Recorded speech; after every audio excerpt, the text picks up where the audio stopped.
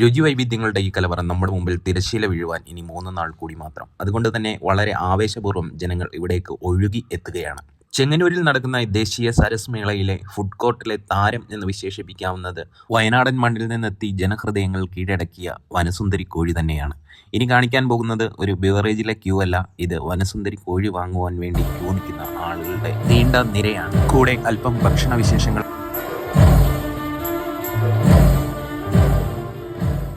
നെയ്ച്ചോറ്, കപ്പയും മീനും കുഴപ്പമില്ല, നല്ലതാ. വയനാടൻ പുലാവ് നല്ല ഇതുണ്ടാവും. പല സ്ഥലത്തെ ഫുഡുകളെല്ലാം പരീക്ഷിക്കാൻ പറ്റി.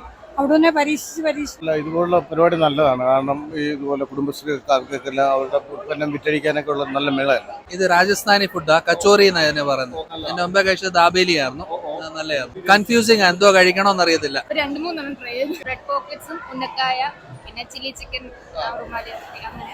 രുചി വൈവിധ്യങ്ങളോടുള്ള അഭിനിവേശമാണോ, എടുത്തു പറയത്തക്ക നല്ല ഹോട്ടലുകൾ ചെങ്ങന്നൂരിലില്ല എന്ന പരിമിതിയെ മറക്കുവാനാണോ? എന്തായാലും വലിയ ജനസാഗരം തന്നെയാണ് ഈ ഭക്ഷണശാലകളിലേക്ക് ഒഴുകി എത്തിക്കൊണ്ടിരിക്കുന്നത്. ഇവിടുത്തെ പ്രതിദിന വരുമാനം 20 ലക്ഷം രൂപയിൽ അധികമാണ് എന്ന് പറയുന്നത് പലപ്പോഴും എന്നെ ഞെട്ടിച്ച് കളഞ്ഞിരിക്കുകയാണ്. ഈ അവസരം നമുക്ക് മുമ്പിൽ ഏതാനും ദിവസങ്ങൾ കൂടി മാത്രമേ ഉള്ളൂ എന്നുകൂടി ഓർമ്മപ്പെടുത്തുന്നു എല്ലാവർക്കും.